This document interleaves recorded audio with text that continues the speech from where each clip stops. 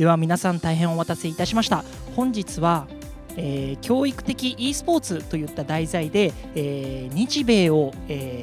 股にかけてフォーラムを行っていこうと思います。現在ですね e スポーツは群馬県および日本の中でもどんどん広がってきておりまして、そしてですね教育現場の中でも現在、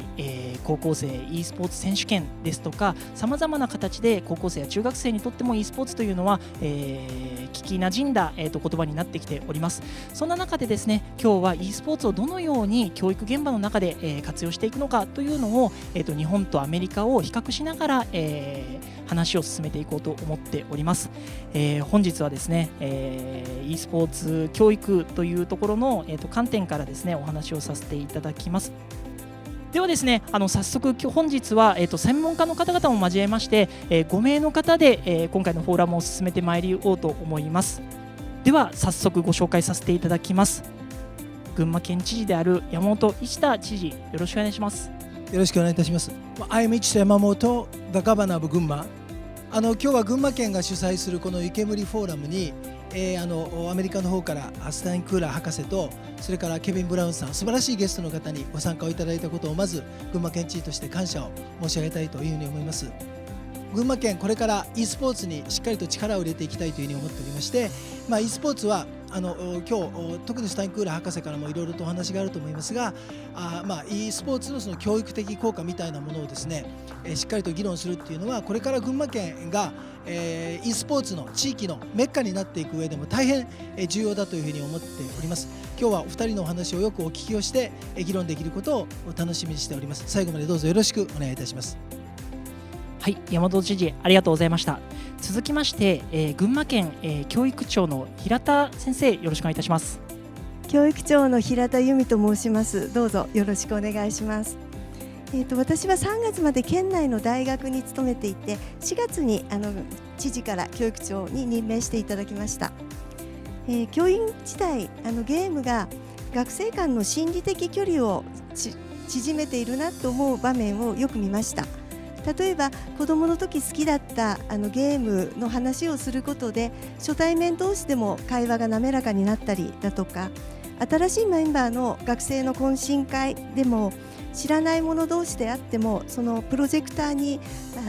ゲームの画面を投影して e スポーツ大会をすると瞬く間に全体が仲良くなるというような場面をたくさん見ました。県内学校の教育活動での e スポーツの利用というのは一部の私立高校の部活動に取り入れられていることや、特別支援学校が今年度 e スポーツのサッカーを取り入れるということはありますけれども、まだ一部に限られています。教育的 e スポーツは私にとって大変面白い興味の深いテーマであって、本日の座談会を大変楽しみに参りました。本日どうぞよろしくお願いいたします。平田教育長ありがとうございました。続きましてですね今度はアメリカに、カメラを、移そうと思います。現在ですねアメリカでも教育現場の中で e スポーツを先進的に取り組まれて、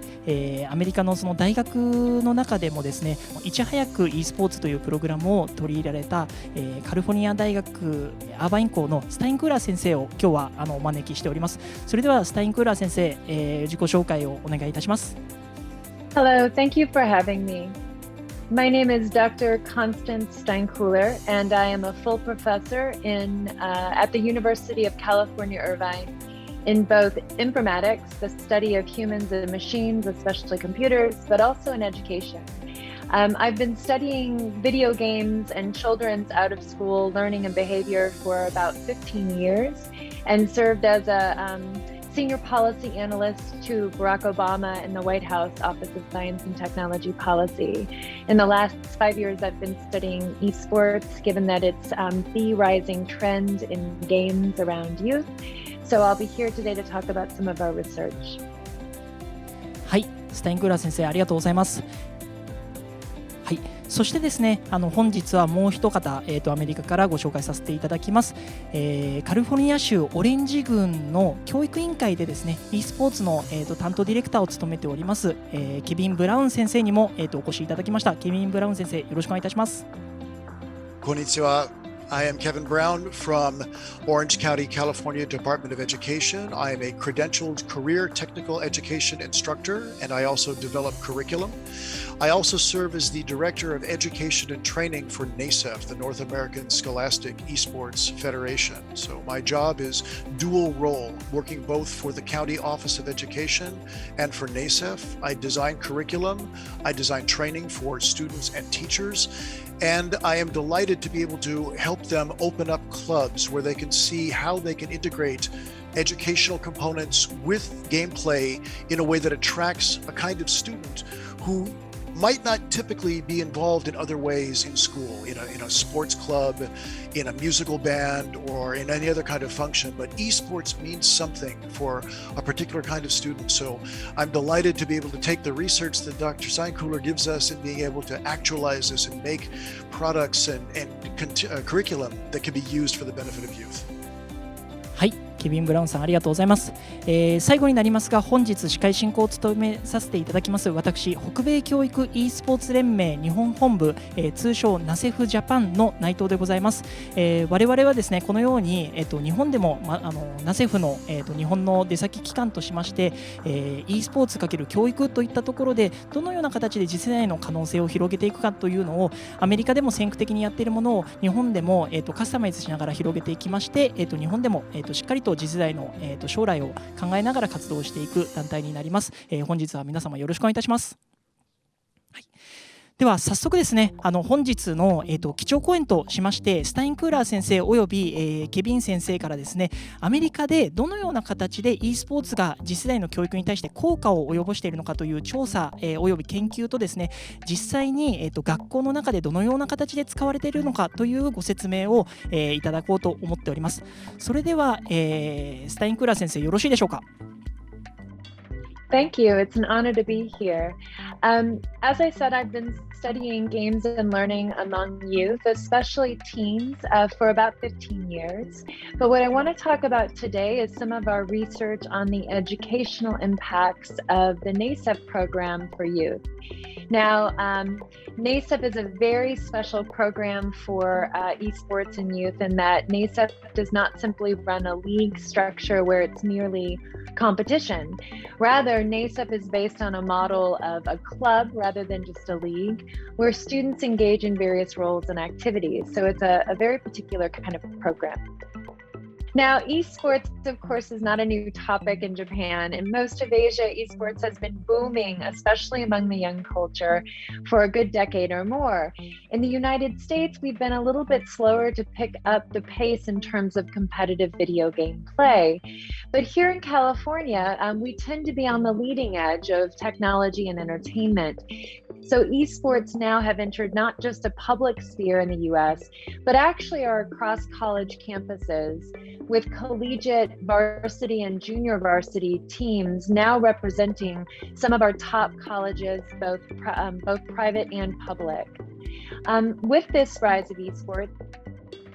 one of the things that has been interesting as we followed this trend was looking at how esports are about more than just the competing teams on the stage. While competition is the highest streamed activity, the teams on the stage are the highest stream activity on Twitch and other sort of platforms, it's actually when you step back and look at the overall ecosystem of esports, you start to get a really interesting picture of all of the forms of work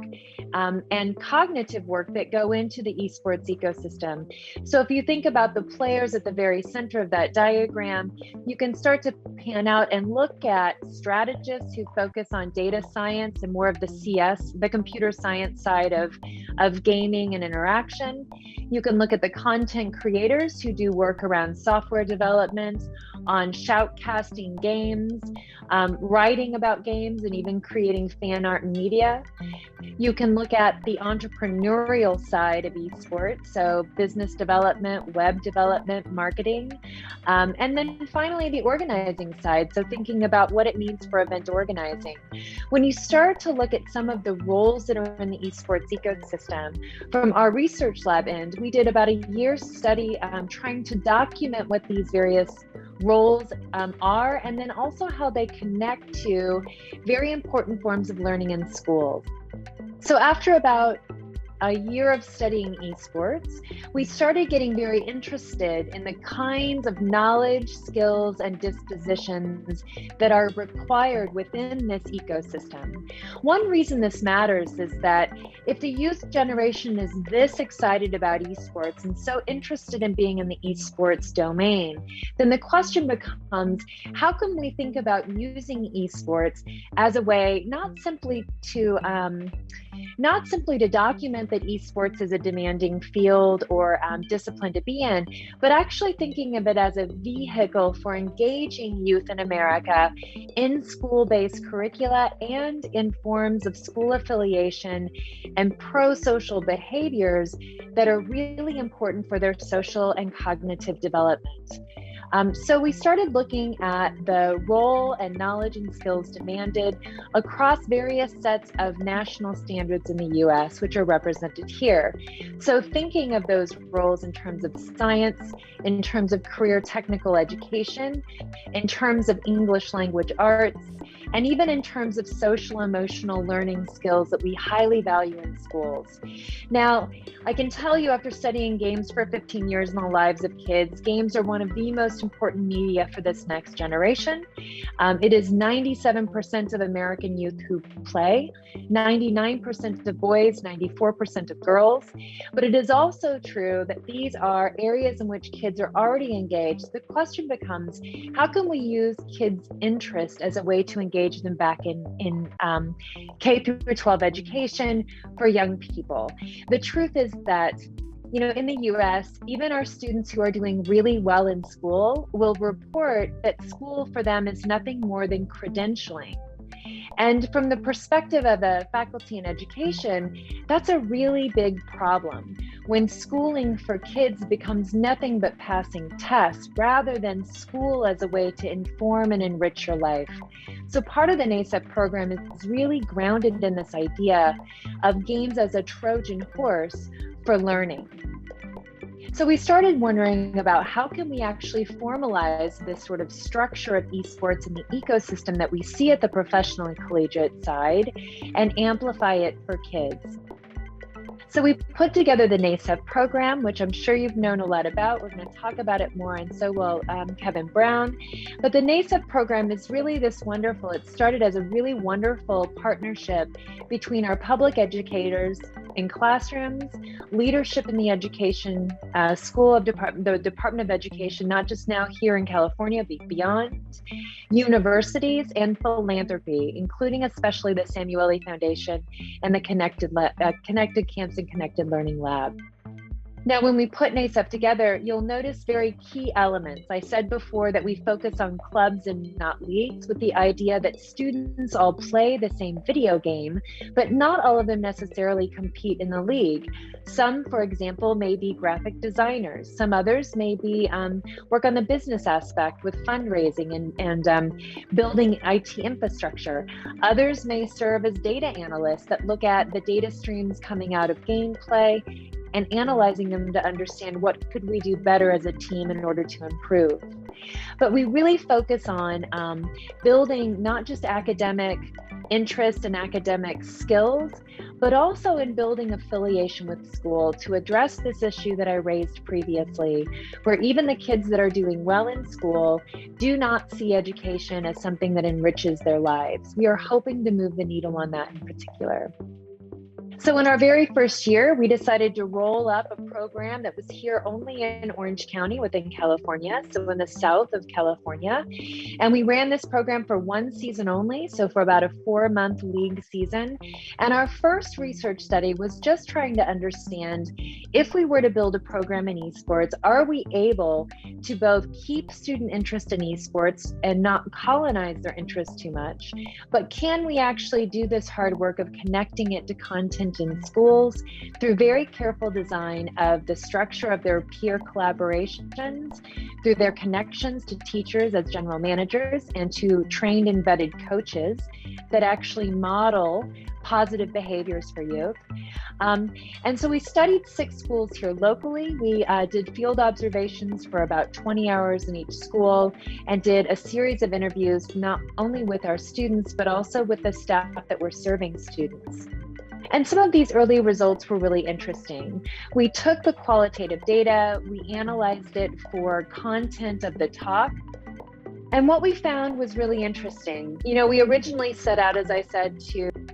connect esports to content in schools, particularly content around communication and English language arts, reading and writing, but also around science, technology, engineering, and mathematics. What you see on screen now are the findings where you see that there is some blue, so that's the science portion of our data. So yes, students are engaged in some science. And if you look over to the yellow columns, that's English language arts. Those are the two pieces of the formal curriculum we were amplifying. The red part is actually around problem solving and mathematizing. So we're hitting a lot of mathematics as well when it comes to data analysis. But what was so surprising to us was the orange. Here we're looking at issues around self-management, emotional self-regulation, decision-making, and relationship skills. As it turned out for the students that were involved, yes, we were able to engage them in academic work that was meaningful and paid off for them in schools. But what was most important to the students was actually the relationships we were building and the kinds of emotional regulation we were teaching them to engage in when it comes to competition and online interaction. So to give you a sense of what this is like, here's a quote from a student talking about practice and how their coach was in fact encouraging them to think through what the import was of various choices in terms of what champion or character they were playing in the game. So this is the kind of work we were tagging as science type, thinking about models and systems, thinking about feedback among components of systems, and asking questions and defining problems. Here's an example of social emotional learning. So this student is talking about tilt here refers to in esports when you are emotionally triggered and you lose your patience or your sense of calm, your temperament, and start actually making irrational decisions that are based on emotion. And here the student is talking about how at the beginning of the program they were very easily tilted, but over time they learned that they would start joking, and their team and their coach would actually get them off of tilt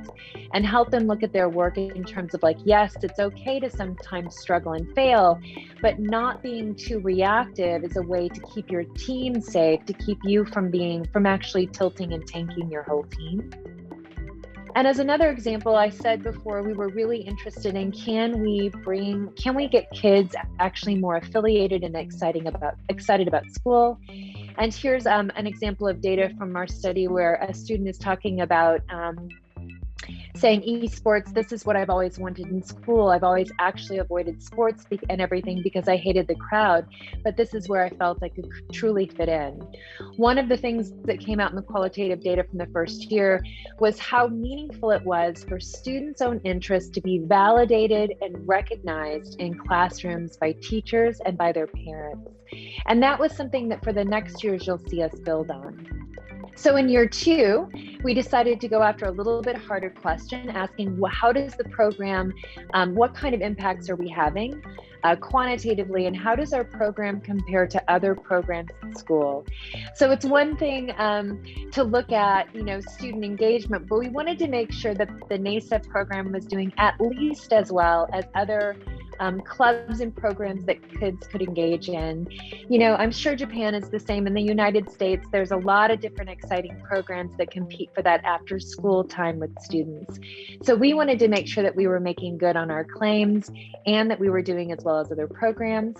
So we did a study where we looked at matched pairs. So we gathered a sample of data. We looked at both students in NASEF program and students in the same school with the same gender and same GPA that were not in NASEF and compared the two groups to see how well we were faring.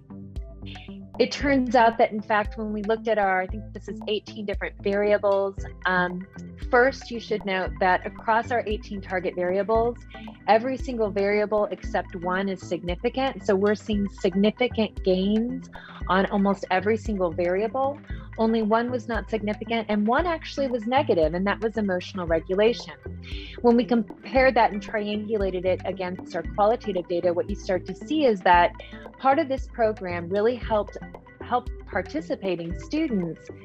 recognize and understand that the ways that they were losing regulation, that they were emotionally losing their own sense of patience and control, was actually much more highlighted for them. So they started reporting, wow, I notice now that I'm actually losing my patience or having the team fall apart because I get frustrated.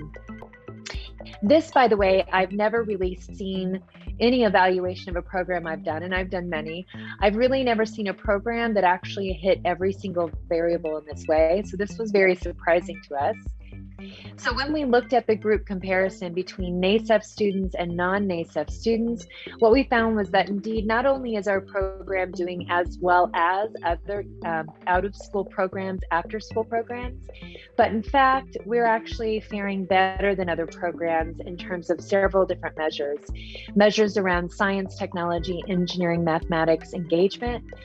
participation, career knowledge. But note too that we're also doing better in terms of building positive relationships with adults at school, and in terms of grit or perseverance, students' ability to persist in the face of challenge. That includes in competition and on critical thinking. So here what we're saying is not only are we doing as well, but we're actually doing better than many of the other more traditional after-school activities. So in our next year of study, we decided that we would start to look at pre-post test, a little bit more quasi-experimental design. Needless to say, this was the year that the pandemic hit. So we had to halt research from our university for a period of time. Now, we did at least get a little bit of measurement from one of the seasons before the research shut down. And what you're seeing here again in the figure 1 on screen is that again, you're seeing that midline across the bars is actually the neutral line. Our program is showing all of these major gains across almost every single variable that we're after, which is really, again, very exciting. So we are currently in year 4 of our study. And this year, what we're doing is we're getting a little bit more rigorous and doing a little bit more testing of our findings. Each year, we're kind of kicking the tires, as they say, from a different direction. Here this year, we're really looking at not only what are our gains, but are they equitable across different groups of students, including gender, ethnicity, age, disability status, and socioeconomic status. So we're trying to make sure that these positive outcomes hold, whether you're in a rich school or a poor school, whether you are male, female, or non-binary, whether you are of color and minoritized or white and majority in the US. And then finally, we're looking at what features within this program seem to be the main drivers for these outcomes, which are across the board very positive. Now we're doing this by doing, we just finished our data collection now. I was hoping to slide in some data, but we're still analyzing it. We're doing this by looking at differences before and after the league season and comparing them to differences in a time frame that is long before the season starts and another time frame after the season starts. And it will allow us to make sure that the changes that we're seeing across all of these variables are actually due to the program and not simply maturation. As you know, during the teen years especially, students develop, they get better and stronger and smarter, month by month. So what this will be testing is, can you see program effects that are above and beyond just maturation itself? So stay tuned. I'm hoping that we'll have data on this current year very soon. But I do want to end with just sort of summing up some of the rationale and the real ethos of NASEF that I am really proud and honored to be part of. In the United States, we talk a lot about this metaphor of chocolate-covered broccoli. And it's evoked oftentimes when there are interest-driven programs for students. In the US, we really, we're often concerned about not wanting to pander to our students, not wanting to simply give them what they want as though that's what they need. And this metaphor of chocolate-covered broccoli is essentially where, the educational content is the broccoli and the chocolate is interest that is sort of nice to have, that gets poured on the broccoli in some sort of model where you end up with something that ultimately ends up being not educational, not very interesting, and kind of a gross soup of chocolate broccoli.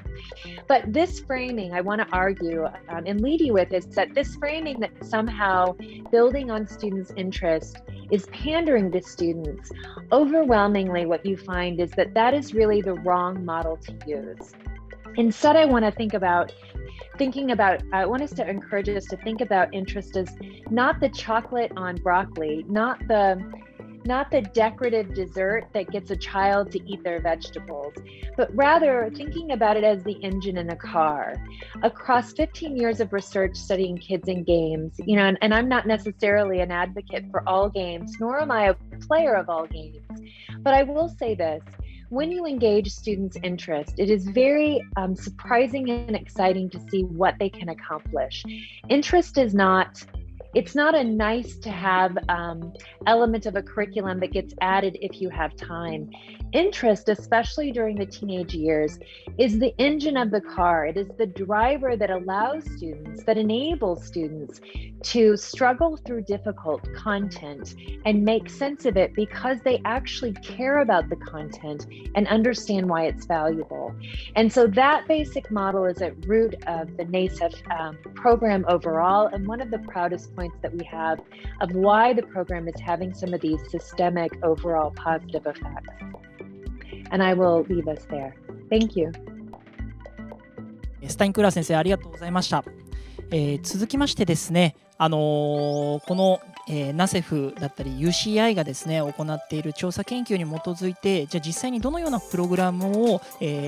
実際の教育現場で、運用しているのかというのをケビン・ブラウン先生の方からですねご説明をいただきたいと思います。それではケビン・ブラウン先生お願いいたします。Perfect. Thank you very much. And what I'll talk to you about today is just this, picking up where Dr. Steinkühler left us with this large body of multiple years of research. This became the fuel. If she has the car, then this became fuel for education, for us to go into our workshops and begin to design curriculum that, as Dr. Steinkühler just said, was interest-based, interest-driven, giving students something that they would want to pursue as opposed to have to pursue or finish because they couldn't get into a good university unless they got out of high school with certain good grades and only in certain topics. So we'll talk today about how this starts as early as middle school and can proceed right up into the beginning of university years for a student. That's me. We don't need to talk any more about me. We've talked that, yes, I am the curriculum developer and esports program specialist for Orange County, California Department of Education, and also the Director of Education and Training for NASEF. NASEF very much has a vision and a mission about it. It is not about playing, although play is definitely part of it. As you've heard Dr. Steinkühler say, where we are different from any other entity out there in the world is the fact that our focus is on the club, the creation of a nucleus on campus, a culture that is different from but similar to so many other parts of campus life. And the reason we do this is, as it says here, to be able to give students, especially students who don't seem to have any other kind of affinity, any other kind of drawing or calling to get involved in campus life in any other way, it gives them the opportunity to jump into something that they find interesting, but that also will teach them about themselves, and then they're able to reflect changes in themselves, specifically along these social emotional lines, as well as educational.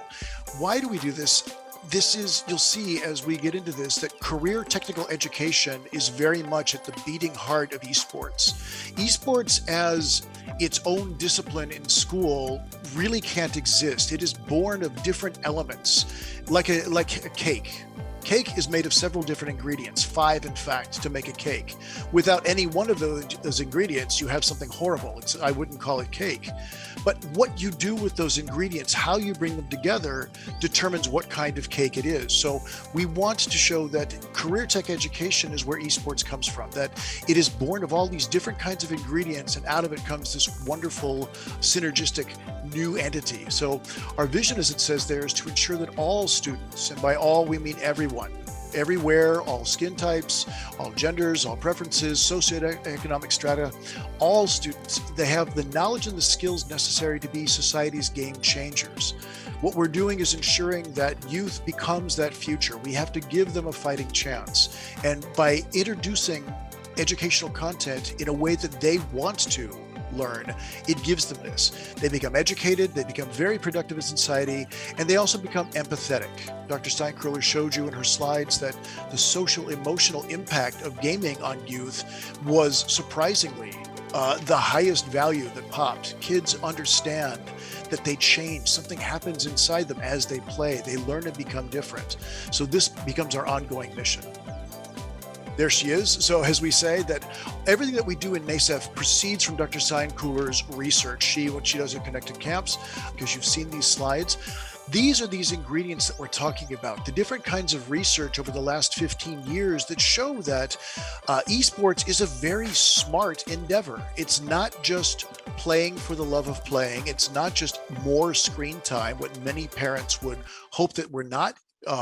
proposing, but instead there are physiological and mental things that happen to students as they participate in games. They also learn more about themselves. So as you see quickly on the list, yes, you do get better hand and eye coordination. That makes you better, a more valuable player. But at the same point, you're applying what you're learning. And as an educator myself, I am of the opinion that if I am teaching something and my students cannot see how they're going to use it tomorrow in their personal life or in their future, then it was probably a wasted effort. Learning something just because is no longer a valid reason for learning it. So everything we try to do is take that, whatever we learn, and apply it. Show the line that takes me. If I'm going to learn something in math, if I'm going to use scientific reasoning, if I'm going to experiment about changing up the people on my team and the characters they play on the team to hope that there's improvement, I'm applying some research skills, but I also want to see an outcome. I also want to know that what I just applied was meaningful and my team gets better scores and we rank higher. We pointed to the fact that many of the kids who come to us, definitely in Southern California, but NASEF is 1,900 clubs across North America. English is not the first language that we speak necessarily in our clubs. So the ability for me to practice my English in a setting that is non-threatening, that nobody will make fun of me. So there's no ijime, right? There's no bullying or any kind of bad fun being had because I have an accent or because I didn't say something the right way. When that is taken down a notch and I can feel more comfortable, more safe, I'm more likely to experiment myself. I'm liable to give more of myself, try a little harder because I realize what I'm doing is more valued. And if I can use my new English skills to do that, well, then so much the better. And this is what we see, that second language learners actually get better more quickly because of their use of English in club spaces while they're playing. And then again, we see higher math skills and of course, technological fluency. We are dealing with a generation now, and I often tell parents and administrators this, who learn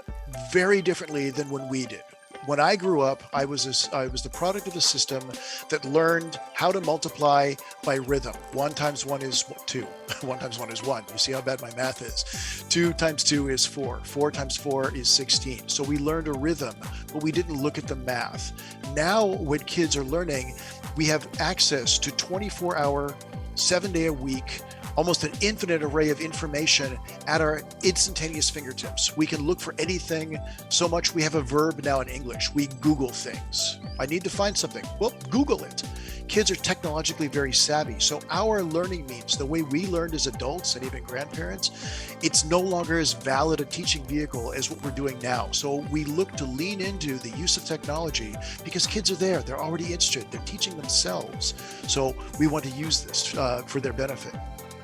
So this is the definition of what is scholastic esports. We have these two parts, kyoiku, we have the scholastic part, and then esports, the gaming part. When we take the learning and the values that we like about education, and we chain those up to, we find a way to connect them through this intentional play, purposeful play, we have this interesting artifact, which is scholastic esports. So the question today is, how are we using this in North America, and get into content creation and understand what it is that motivates by design or other human design elements or the marketing aspect. Bring it down to the bottom through business, and then finally think about what it actually takes to produce an event, to get into the business and bring such a lively event together. So there is some of the curriculum. It starts very simply We use this in after-school programs. We use this for children as young as 8 or 9 years old, so second, third grade in the US. And we give them small components to think about. We teach them that to organize in an esports event, to think about organizer, well, we have to create a guide. How will we bring new kids into our club? We have to give them something. So I have them create a booklet that welcomes the new student in. Then when we talk about content creation, well, to have a club, we would like to have maybe a nice polo shirt like this, and somebody has to draw that logo. I need an artist. You can see what happens next. The artist students raise their hand. So we have lessons that talk about the different domains and these early entry points. Now, the diagram on the right side of the screen shows what I'm very excited about. This is actually a thought that became an activity, that became a project which is now supported by the U.S. Department of Education. I received a $500,000 grant to put this idea. This is an entire 4-year program. So starting at, a high school entry-level student, what we call a freshman, 9th grade, that person, she comes into the school and she's not exactly adept at anything in sports. She doesn't want to join the Latin club or doesn't join the chess club, but she loves, for example, fandom art. She doodles all the time. She's always on her iPad. She's always making new digital images. She's into cosplay. She makes elaborate costumes that celebrate their characters of her choice. And she's looking around wondering, where on my school can I do something like this? We have a plan. We have 15 of these, one for each of the jobs in the ecosystem. So this 4-year plan for the student brings her into her high school where she's brand new and shows her that there are requirements, things that you have to learn. But as Dr. Steinkuhl said, it is also based on your interest. There's something that's going to drive you. So we teach her career technical education, specifically in this case, around video and graphic arts, 3D modeling and design, using the latest software so she can take her drawings and make them 3-dimensional, actually bring them to life where she can see them. While she's taking a series of classes, 2 or 3 of those, earning certification that shows that she, graduating high school, has the same competence as somebody else, an adult who might have learned this at a university. She's also finishing all of the requirements that the state of California and other states are saying you need to be able to get into college. So her history, her science, her math, English language skills, foreign language skills, other electives. On the right-hand side, the last 2 columns point to something that is really exciting. We have partnerships with local 2- and 4-year universities that give our students what is called dual enrollment credit. Students as early as 10th grade, so a 14-year-old, can start taking college classes at the college level, as rigorous as any other college student, while they're still in high school. And they're slowly adding into a bank of knowledge. They're banking college credit. So when they reach their senior year, sochigo suru toki ni, right, when they're getting ready to graduate, it's not about, should I go to college? Do I have enough money to go to college? By now, this young lady, I'm imagining, has been with us 4 years, has studied her passion about graphic arts and design around esports, has satisfied all of her high school requirements to enter college, and is now thinking, I know there's a college out there that actually has the major I want to pursue. When do I go to college? When do I start? So this is a program that's being studied for 3 years by the U.S. Department of Ed, and I am directing that study at 3 different high schools in Southern California. And we're in year 2 of this right now, and I am so excited to see the changes in students. We will have research forthcoming in the following year to encapsulate all of this, but this is an immense, great project. And this is something that is now being looked at in other states outside of California. How can they take these educational components and decide we will use all of it or part of it or just pieces of it, but they take it into their states, look at their state standards, and make it right by their group. So if we looked at what does the roadmap look like, how can we do this? Again, we start on the upper row in the black there, it says middle school. We start with STEM, science, technology, engineering, math. I would add art or architecture to this. STEM education, we get early involvement, giving kids project-based learning, projects that they find interesting and engaging, but that also begin to see if they're interested. Do you like robotics? Do you like coding? What if I gave you all the pieces? Could you put a computer together by yourself? It gets them involved. And while we're doing this in this early career exploration, we also have clubs that are set up. We play age level appropriate games, and they're getting used to the fact that there is a culture about esports. Out of middle school, we go to high school. An important 4 years, we're looking at applying those, what we call grids or educational plans. So there is embedded in a high school an esports club. And now because we taught our students early how they should behave, who is part of that club, my 6th and 7th graders told me it all means all, that we take all kinds and all minds. Everybody is welcome into this club. So that is our metric. That is how we measure success in our club. But at the same time, we're also doing all of those other academic activities. We're doing things outside the club. So what we learn in school, I mentioned applicability. What I learn in my math class, what I learn in my career tech education class, if I'm learning how to design logos, I'm designing the club logo. And then I'm actually printing it on a shirt. And maybe I'm selling those as part of a business model to make sure that my computer lab has all the appropriate upgrades so that I can keep up and compete on the best of levels. And this points us very firmly at the university experience. By now, there are, I think, 250 different colleges in the United States that offer scholarships of some level, whether a partial scholarship or a full scholarship to come. As long as you can play the game, you can study whatever you like. And it's amazing. Dr. Stein Cooler can certainly speak to this. On the UCI campus, we have several students that have received these scholarships. Surprisingly, they're not all studying esports. Some are history majors. Some study biomed or pharmacology. Some go into public administration.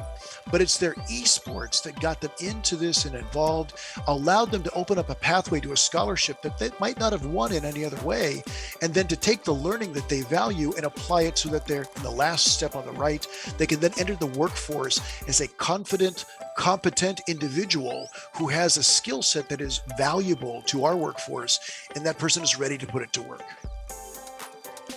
That's it. That's what I've got today for this. So thank you very much. ありがとうございました。はい、ケビン先生ありがとうございました。ですね、いろいろと今、スタインクーラー先生およびケビン先生からもお話しいただきましたように、アメリカではですね、カリキュラムの中に e スポーツをどのように入れ込んでいるのか、またその e スポーツがどのようにですね、教育的な役割を持っていくのかといったところにすごい、興味関心が、及びました。そしてですね、何が生徒たちが変わったかというと、その感情学習だったり、その感情のコントロールや、判断力、そして人間力を高めるといったところが e スポーツを通じて伸びたと。またですね、普通のスポーツのクラブ活動よりも e スポーツの方がより自分の感情をどのようにコントロールすればいいかという考えるきっかけになったというところが非常に、大きな、気づきだったのかなというふうに思っております。またですね、もう一つ面白かったのが、その車のエンジンで車で一番大事なのは、エンジンという話がありました。その中で、子どもたちがですね、自分自身を成長するためのそのきっかけ、一番重要なところのツールとして e スポーツを活用しているというところも非常に印象的な基調講演ではなかったのかなというふうに思っております。ではですね、基調講演を受けてまず、山本知事どう思われましたでしょうか。まずスタインクーラー博士、それからケビン・ブラウンさん、2人の講演、プレゼンをですね、大変素晴らしくて、本当にいろんなことを学ばせていただきました。まずスタインクーラー博士のプレゼンで本当に感銘を受けたのはですね、やはりその e スポーツがその教育にもたらすポジティブな効果っていうことをこれだけ科学的に論理的に検証したお話っていうのは今日初めて聞きました。ケビンさんがですね、e スポーツの素晴らしさを語るときに親とか制作責任者にいろんなことを説明するとおっしゃってたんですけども、まずアメリカでもそうかもしれませんが、群馬県で e スポーツをなんていうんでしょうか、推進しようというときにまず出てくる批判はですね、ゲーミングによるネガティブな側面ですよね。つまり子どもたちが勉強しなくなるとか、あるいは依存症になるとか、ですからその e スポーツを進める上で我々は常にしっかりとした依存症対策もやるということをですね、常に言ってきたわけなんですけども、こうしてケビンさんが言っていた学術的 e スポーツというちょっと今まで聞いたことのないこのジャンルがあるんだっていうことが分かったんですけども、より積極的に、e スポーツのゲーミングの持つ依存症的な負のなんていうか側面はしっかり抑えつつもですね、やり方によってはこれだけ教育的な効果があるということで、今日は知事として最もお聞きをしたかった話を聞けたなというふうに思っています。特にこのエコシステムの話もですね、大変感銘を受けました。なるほど、eスポーツのチームを作っていく上でこれだけ多様な人材が多様な分野で関わっていくんだなっていうことが改めて分かりましたし、ある意味ゲーミングをやっていく eスポーツをやっていくっていうことによって起業家精神を育てることもできるんではないかというふうにも感じましたし、また博士スタインクーラー博士のこの分析の中でいわゆる科学的な思考とか論理的な思考とか数学とかエンジニアリングっていうところもあるんですけども、アンガーマネージメントみたいな自分の感情を管理できるみたいな、こういうところにもすごく効果があるという話にも大変感銘を受けました。それからあんまり長く話してもいけないんですが、もう一つ申し上げるとですね、やっぱりスタインクーラー博士のおっしゃった、あるいはケミンさんのおっしゃった基本はやっぱり生徒たちに関心のあることをやるということなんだと思うんですね。で、今の教育は本当に何て言うのか生徒たちを幸せにしてるんだろうかと。今の大学教育、今の教育全般がなんとなくその人の幸福度につながってないんじゃないかという問題意識はですね、私も共有をしています。その意味で言うと細かくは言いませんけども、例えばクリティカルシンキングみたいなこともこの e スポーツの中で学べるっていうことだったんですが、群馬県知事として最大の目標に掲げているのはやはり県民の幸福度を上げるということなので、そういう意味からもですね、この今、ネイセフが実践しているプログラム素晴らしいと思いますし、群馬県でもいろんな形で、活用できるのかなというふうに伺っていました。クリティカルシンキングができるかどうか、例えばチームの中で自分がどういう位置にあって何をすればいいのか、人生の中でどういう選択をすればいいのかっていうことを分かっている人が実は幸福度が高いっていう話もですね、思い出しました。いろんな意味で今日伺ったことはですね、群馬県のこれからなんていうか教育行政に生かしていけるんじゃないかというふうに思いますし、スタインクーラー博士のその分析にも大変感銘を受けたんですが、その後のケビンさんのこのオレンジカウンティの教育委員会のネイセフの仕組みのカリキュラムを聞いて、こんなにしっかりと作ってるんだなと、ここまで論理的に組み立ててるんだなっていうことで大変感銘を受けました。まさに学術的なんか e スポーツっていうのは、新しい挑戦で新しいジャンルでもう本当に新しいクリエイティブなものなんだなっていうことも分かりましたし、大変示唆にあふれた素晴らしいプレゼンテーションをいただきまして本当にありがとうございます。はい、知事ありがとうございます。続きまして平田教育長、いろいろなその教育現場の立場からもご意見いただけると幸いです。よろしくお願いします。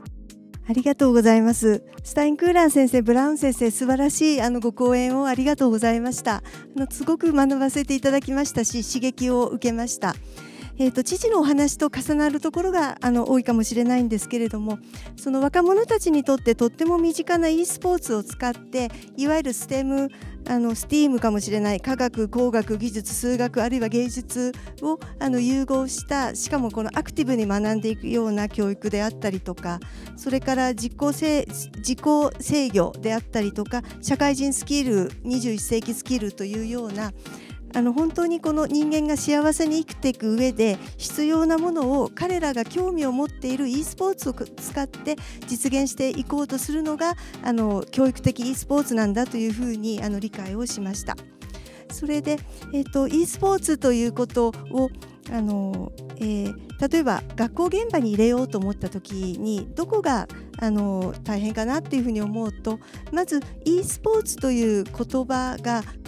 そのゲームという言葉の持っている知事もおっしゃったんですけれども、ネガティブな印象というのがやはり、学校現場であったりとか、それから保護者の方々にあります。例えばゲーム依存の話であったりとか、あるいはその感情面の制御といったような事柄に対するその懸念というのがものすごく強くあります。でただそれについても私もよくわからないですけれども、例えばそのゲームを長くするから依存をしているのか、それともとても辛いことがあってゲームに依存しなくてはいけない人たちがゲームをやっているのか、つまり因果関係が本当に分かっているのかというようなことも含めて、エビデンスベースでというお話だったですけれども、そういうことも含めて学んでいかなくてはいけないというふうに思いました。でその上でただゲームをやるんじゃなくて、例えばすごく共感を受けたのは日本人でいうと中学生ですかね、9年生の生徒さんに対してeスポーツ大会のロゴを作るというような課題、STEM の課題を渡して、そしてそれに必要な人材を自分たちでお願いをして回る、人材を集める、人材をつないでいくというような取り組みを含めて、まず中学校のところでベースを作っていって、そして高等学校に行った時にエコシステムを使ってeスポーツを使った本格的な学びを始めていって、そしてそれが大学につながっていくというすごくシステマティックな素敵な構造になっていて、本当に感動しました。例えばその日本の公教育に入れようと思った時に、そうしたカリキュラムをどうやって入れていくのかという問題ももちろんありますし、それから、学校現場と特に保護者の皆様へのその説明をどうやってやっていくのかということであったりとか、あるいはその、ハードウェアの整備をどうやっていく、高いコンピューターを使わなくてはいけないというふうに聞いておりますので、そこをどうやっていくのかというようなさまざまな課題があるかと思います。ただその、教育的 e スポーツというものが単にゲームをするんじゃなくて、さまざまなSTEM であったり、社会人力育成であったり、自己制御であったり、21世紀スキルであったり、さまざまなものを含んだ、そういう非常にその教育的に素敵なプログラムであるということを知ることができて、私はとても今日参加させて本当に嬉しいと思いました。どうもありがとうございました。とてもいい機会なのですいません。2人に今日はですね、知事としてどうしてもお聞きしたいことがあります。今日のお話大変感銘を受けました。スタインクーラー博士、そしてケミーさんの方から、いわゆるその e スポーツっていうものを通じてですね、今まで居場所のなかった人たちに居場所を与えると。例えばその発音がおかしかったとしても、なんていうか e スポーツを通じたそのチームワークっていうものには影響はないということで、いろんな人をある意味で言うとインクルーシブに受け入れられる、そういうなんていうかプラットフォームみたいなものとして非常に機能するっていうことは素晴らしいと思うんですけども、他方、今日は本当に先生の博士のプレゼンテーション説得力があったんですが、逆にやはりこの e スポーツを批判する人たちもいるわけなんですね。でさっき平田教育長の方からもありましたが、特に子どもがゲーム依存になってしまうと、むしろ e スポーツに熱中することに対するネガティブななんて言うんでしょうか、影響みたいなことについてもですね、いろんなことが言われているっていう中で、これに対してですね、今回スタインクーラー先生博士がいろいろと分析をされたわけなんですけども、少し課題になるなんていうのか現象とか、あるいはその問題点とか、こういうところを少し改善しながら気をつけながら進めた方がいいとか、そういう部分があればですね、お二人からぜひお聞きしたいというふうに思っています。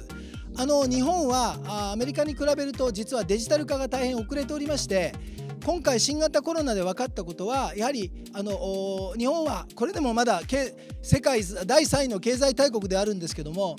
デジタルっていう面でいうと非常に遅れてるっていうことが図らずも露呈したわけなんですが、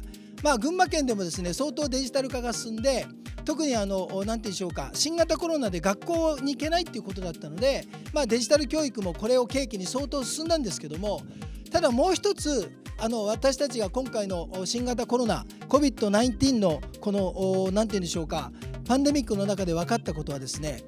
やはり人間はバーチャルだけでは生きられないっていうことなんだと思います。やっぱりバーチャルとそれからリアルの組み合わせがあって、おそらく人間の生活っていうのは成り立っている、心の均衡っていうのも成り立っている、教育もきっと成り立っているんだと思うんですね。だからそのバーチャルに何て言うんでしょうか、あまりにも依存することによってリアルとのつながりができないっていうような流れに今日のお話を聞いてるとなってないっていうことで、その点すごくいいお話だなとは思ったんですけども、ここら辺についてはどうお考えになっているかっていうのはお聞きをしたいと思うんです。群馬県のもうこれからのキーワードはですね、ハイブリッドということで、バーチャルな世の中にもリアルな世の中にも合わせられる、この転換がスムーズにできる社会を作るっていうことが、群馬県のレジリエンスを非常に高めることになるっていうことで、これから新型コロナこれで1回ワクチンで収まったとしても、次々パンデミックが起こるかもしれないということになるとですね、経済の活動を制限する、あるいは解除するっていう少し居心地の悪いサイクルの中で、これ居心地の悪いというよりはもっと前向きに捉えるべきだと思うんですが、こういうサイクルの中で人類が生きていかなければいけないとすると、やはりハイブリッドで対応していくっていうことが大事だというふうに思って、群馬県ではそういう哲学を持ってるんですが、今言ったリアルとバーチャルの中でバランスよく生きていける、そういう子どもたちを育てるっていう点でも e スポーツにメリットが、博士の研究から見えてきたのか、あるいはちょっとリアルの社会に適応するときに何か課題があるのかどうか、そういう今日はお話の出なかった課題問題点の部分についてもですね、ぜひお二人の方からご意見を伺えれば大変幸いでございます。はい、ありがとうございます。そうしましたらこちらに関してスタインクーラー先生およびケビンさん、コメントや、その今までアメリカの中で、実際に教育現場や、先生たちと向き合ってきた中での、中から見出してきた課題だったりとか、今後についての展望などございましたらいただければ幸いです。いかがでしょうか。I think the issues raised are really important ones. I know that the issues around screen time in the United States, addiction, and other issues in terms of kids consuming too much media and too much passivity are very real. I've seen game addiction firsthand. It is certainly something that we all worry about, especially among our young people. I will also say I've seen nothing but failure from programs to get kids off gaming and to actually self-regulate. Because it's very difficult, especially in the teenage years, when parents are not engaged in gaming, when they're not gaming with their children, very few parents do, when they're not even literate in what games are about, it can be very difficult to do much more than limit screen time in terms of quantity, which really is a fairly naive view of digital media and kids, to be very honest. One of the things I think is super important is to think about, for example, when we looked at some of the student outcomes, we found that two of the variables of the program that mattered most for our positive outcomes, number one were the coaches, and number two were student leadership positions. And what you see is that if you want to intervene with young people and how they're behaving online, how much time they're putting into games, you actually have to be in the space in which they are. You have to be gaming with them, and you actually have to be influential in that teen community. I'm a parent of a middle schooler and a high schooler now, and so I know what it's like to stand at the bedroom door, wagging my finger saying, please, go outside, get some exercise, you've been on the game too long. But it's a very different dynamic when you have a coach that is extremely good at the game, that the students look up to, who is playing with them cheek to jowl, playing with them as an expert, and says to them, listen, if you don't get exercise and enough sleep, you can't compete with us because you're not going to be a very good player. Or who says to them, hey, guess what? I've got a biology test tomorrow, so I'm not going to be online tonight. I've got to go study. You find that kids actually,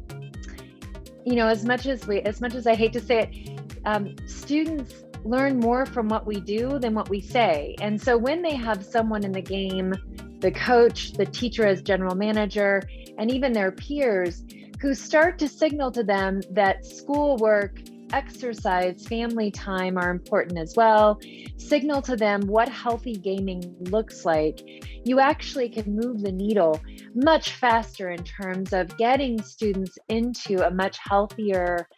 pattern of play. And I say that as someone who this is not the first game-based program I've done. And the issue around addiction and screen time is really real. We're all struggling with this, especially during COVID, when so much of our time is digital. But I think that one of the keys is finding ways in which you are seeding into their game space, carrying mentors who actually can help them change their behavior, and not change it in terms of outside external rules and regulations, but instead of changing it because quite literally excessive gameplay does not result in a winning team. It does not help you compete better. You actually need exercise, sleep. You need other aspects of your life to be thriving for you to be able to compete in spaces. So it's not an easy topic. I don't think there's one simple solution, and I think it's worth really keeping in mind. But I do think that the interesting thing that esports can bring here is that, believe it or not, that sports frame provides a way for students to respond to interventions in their game space in a way that I have not seen in other programs. Really only in esports have I seen it work. And it does work.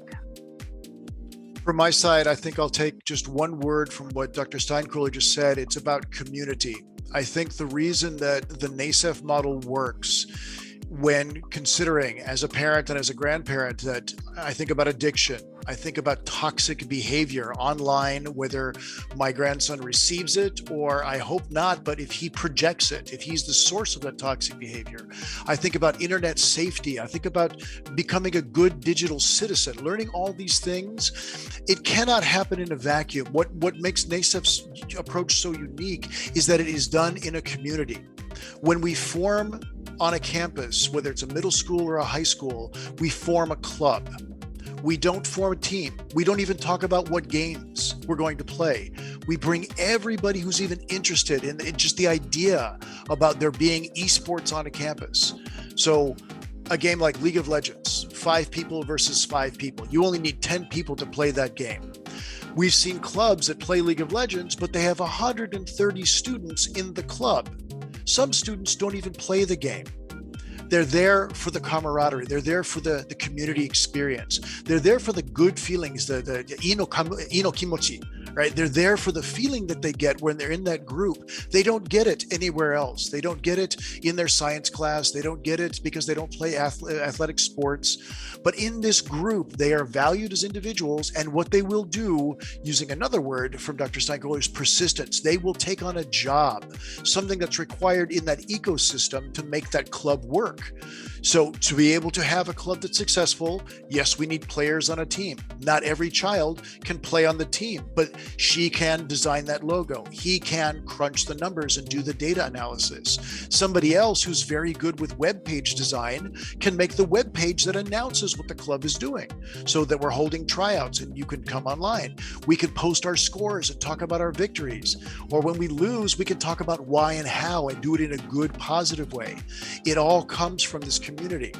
So when I talk to parents and when I talk to school administrators about these very important issues that both the Chiji and then Hirata Sensei brought up, it's just this: how do we defeat addiction? How can we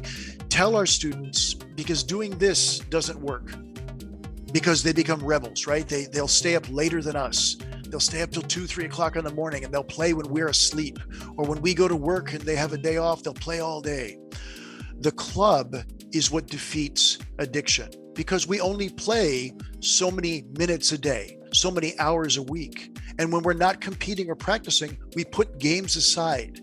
And what we do instead is we take that interest, that passion, and we reinvest it in something that needs to be done for the club. So we need students to raise their hand and say, I want to become the bucho. I want to become the head of the marketing committee. My job is to make us famous and put us out in the web space. Well, my job is the finance director. I have to find out, what are we going to do to make these polo shirts or get these nice headsets so that we improve? I have to find a way to get money. So we need students to take on those roles. That general manager, that adult, gives direction, tells them what the limits are, where they can go. We say that they play within the field, they play within the paint. But anything that happens within that game structure, that club structure, that's student driven. That's that student interest coming to life, and they will find the answers. If they don't know how to shoutcast and broadcast what's happening in their club, we have a toolkit in NASEF that can teach them, but they have to want to take it. They have to want to learn it and perfect it and do it every day. And they make mistakes, or they cough into the microphone at a very important point. But they hear that, they take the criticism, and they're learning. You know what they're not doing? They're not gaming. They're not addicted. They're doing something tangential, something relevant to esports, but not the game itself. This is where they feel this deep satisfaction and why they will continue to learn and expand. Now that I know how to shoutcast, now I'm interested in video production. How do we do a thing like we're doing right now today? How do I put this all together and put on a video event? I'm interested. Is there a class for that? So, Mr. Brown, can you tell me what class would I need to take to learn that? And you can see the benefits there. The addiction cycle, now please, this is not the antidote. This is not the one-drop medicine that will cure it, but it is the best start I have seen in any kind of program used anywhere in North America so far. That if we apply this, we bring in all kinds and all minds. We give them the opportunity to stretch and grow. We give them limits. Children need limits. Even teenagers who fight against everything, they really want direction. They want to know what's okay. How far can I go? And if I push a little further, okay, do it, but do it in the right way. This club structure, I think, is what will help us solve a lot of these things that keep us up at night, that concern us. ありがとうございました。やはりあれですよね、自立心だったりとか、その自立心をどのようにその先生が生徒たちに対してその教育として働きかけるのか、またはそのクラブ活動での中でその切磋琢磨をしたりとか、自分の役割を自分で認識をしてどのように自立心を持ちながらその e スポーツだったりとか他の関連活動に、邁進していくのかといったところがなんか重要なのかなというふうに感じました。はい、お二人ともありがとうございました。いろいろですね、やはり北米でですね、教育現場の中で e スポーツをどのように活用していくのか、または次世代に対してどのような働きかけをしていくのかといったところを、スタインクラー先生およびケビン・ブラウン先生から、お話しいただきました。実はですね、日本の中でも、実は群馬県でも、徐々に e スポーツが教育現場の中で活用をされている事例がございます。こちらの、実は映像をですね、インタビュー形式で撮ってまいりましたので、まずはこちらをご覧ください。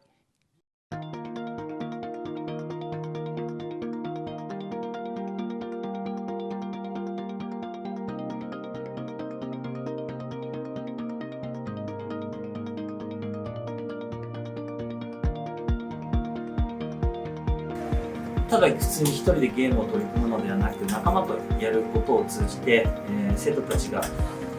仲間とのコミュニケーション能力をつけたりとか、戦略的に論理的に考える力が身につけられればいいなと思っています。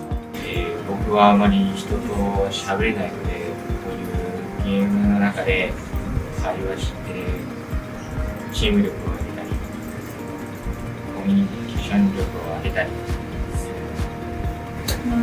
まだ群馬県内でも e スポーツをやっている学校が少ないので、他の高校でも取り入れて効果を改善ができたらいいなと思っています。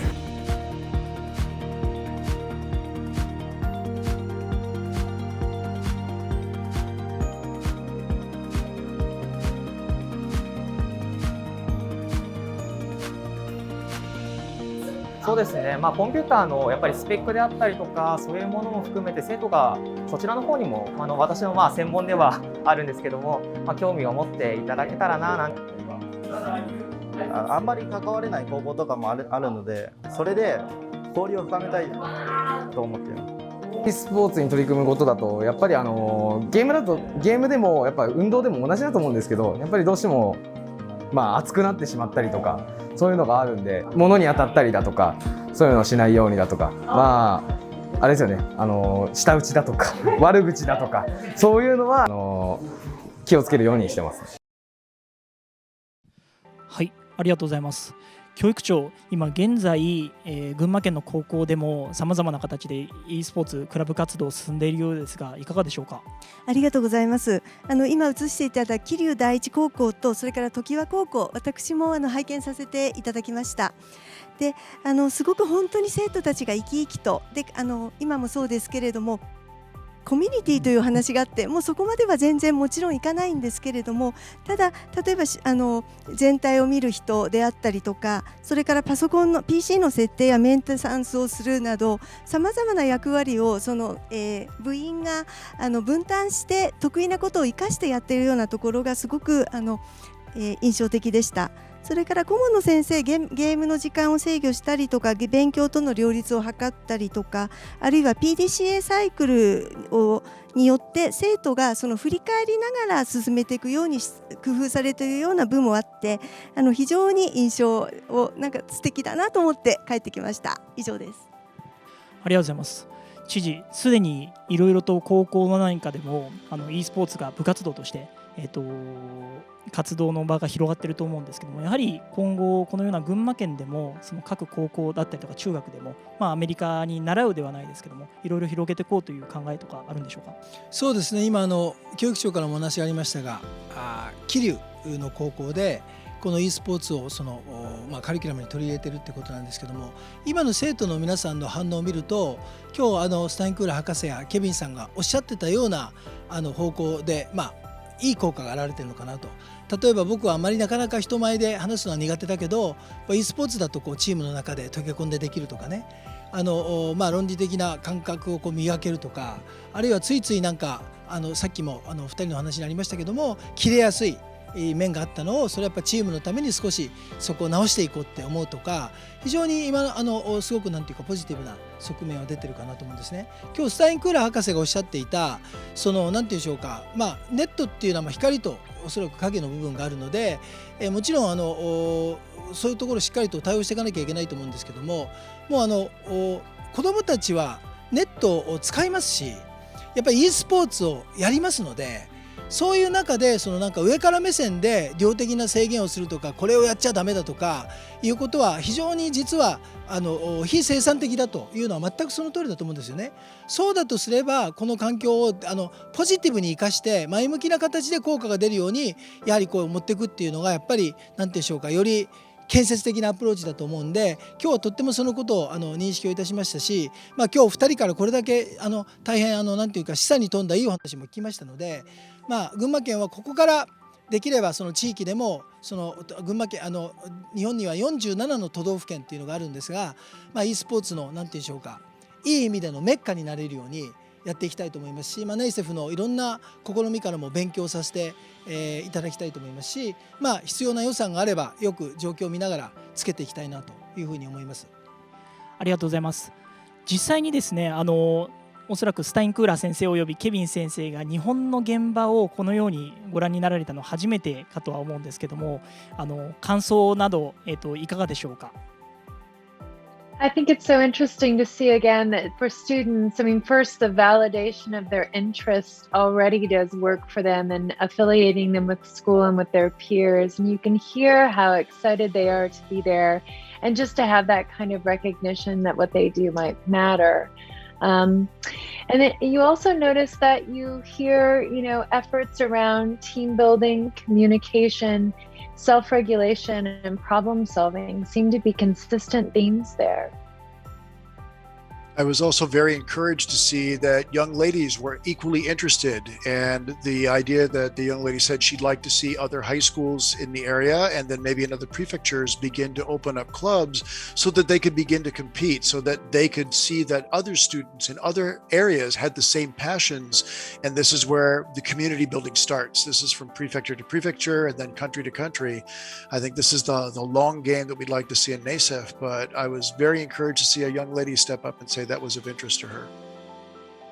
ありがとうございました。最後に国をまたいでっていうところもあったんですけども、こういった先ほどの言語ではないですけども、日本語と英語っていう壁はあれども、そのゲームという同じ共通な関心があるものに通じて、今までコミュニケーション取ったことのない人たちとコミュニケーションを取っていく、また群馬の子たちがカリフォルニアの生徒たちと一緒になりながら切磋琢磨をするというような情報が、情景が頭に思い浮かびました。ありがとうございます。ではですね、長時間になりましたが、いろいろとアメリカの事例でしたり、日本の状況などを、皆さんと一緒に話を進めてまいりました。最後にですね、皆様今回このような、教育的 e スポーツのフォーラム、の中でですね、群馬県としてまたは、アメリカ本国ナセフおよびナセフジャパンとしてね、どのような形で、やっていきたいか、または、今日受けた中で e スポーツっていうのはどのような子どもたち次の次世代に対してどのような効果があるのかっていうのを最後まとめでお言葉いただければと思います。ではまず知事からいただけますでしょうか。はい、スタインクーラー博士、ケビン・ブラウンさん、今日は本当にありがとうございました。お二人のなんていうんでしょうか、お話はこれからのその群馬県の e スポーツ行政に、大いに参考にさせていただきたいというふうに思っています。今日はですね、特に印象的だったのはやはりスタインクーラー博士がおっしゃっていたロールモデルを作るっていうことだと。それからケビンさんのおっしゃっていたコミュニティを基調にすると、これが最も大事なキーワードなのかなというふうに思いました。やはり博士スタインクーラー博士がおっしゃったように e スポーツですごく優れた人たちを子どもたちが尊敬すると、その人が、ある意味いいロールモデルになって、もちろんゲームの練習をするのはものすごいいいことなんだけど、ちょっとやりすぎると体を壊すとかですね、やっぱり例えばちゃんとした食生活をして、ある意味で言うとしっかり運動もして、体調を整えるっていうことが実はゲームの成績にもつながりチームにも貢献するみたいな、こういうロールモデルがしっかりと示せればですね、 e スポーツは、ある意味で言うとですね、課題になるところを抑えて、しかしものすごくクリエイティブないろんななんていうんでしょうか、才能を発掘するみたいな、そういう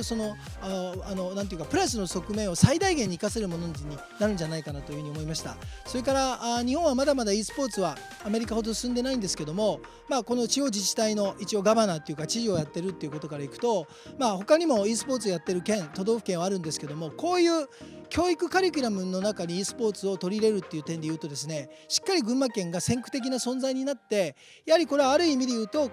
こういう地域から群馬県から、東京からだいたい新幹線で50分ぐらいの地域にある首都圏にある地域なので、ここがある意味で言うとベストプラクティス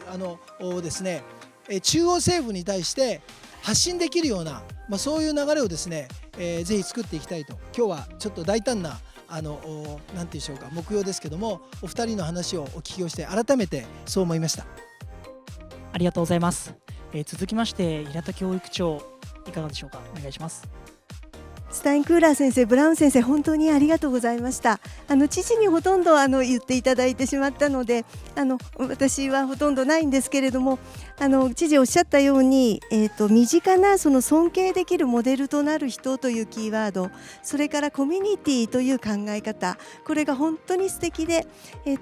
コシステムというのを回しながら、エコシステムを考えながら e スポーツというカリキュラムを作っていくということを含めて、だからあれだけそのエビデンス、素晴らしいエビデンスができたんだなということが分かりました。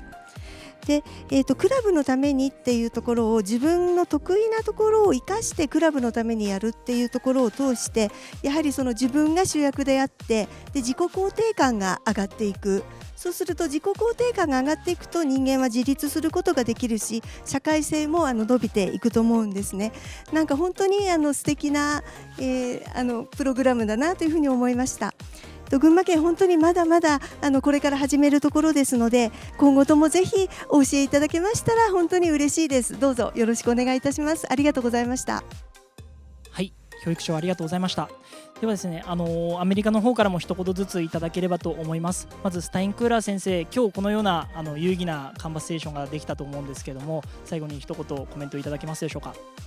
Well, I'm very excited about the effort and the initiatives that are just beginning there. I have no doubt as to the success if we actually build programs that can be great for kids in their gaming spaces and help remediate how they think about digital technology. I think it's an exciting area to be in, and I have no doubt that it will continue to, sort of continue to dominate much of the entertainment space for kids. I think having educators and leaders in this space is absolutely vital. So I'm thrilled. I've lived in Japan, I've worked in Japan, and I am delighted to see that this initiative wants to go somewhere, that Japan wants to set itself apart in Asia and maybe the world to show that there is a way that we can bring these things together. So my personal promise to you, Chiji-sama, and to Hirata-sama is I will work day and night to support whatever you want to do in terms of education, setting up clubs. I work with NASEF Japan, with Naito-san, to bring you all the support that I possibly can, and then to open doors for you so that we can make this the program that best fits your schools, your students, your parents, your constituents, so they're getting the most out of it on terms that they find very agreeable. So I'm delighted to start working with you. 本当によろしくお願いします。ありがとうございました。以上になります。本当にですね、このような群馬県でいろいろ高校でもうすでに動き始しているところですとか、知事や教育長をはじめですね、皆様にこの e スポーツという可能性を、感じていただけることを我々もすごく喜ばしく思っております。また、今後ですね、ナセフ北米教育 e スポーツ連盟、としてはですね、群馬県さんといろいろになりながら次世代の教育だったりとか、その環境整備っていうのにも、一緒になりながら、力を入れていければと思っております。はい、以上でですね、本日、教育 e スポーツとはという内容でフォーラムを、進行させていただきました。スタインクーラー先生およびケビンさん、アメリカからありがとうございます。そしてですね、今日群馬県を代表しまして知事および教育長のコメント等々ありがとうございました。はい、ということで以上で、終わらせていただきたいと思います。皆様今日はありがとうございました。どうもありがとうございました。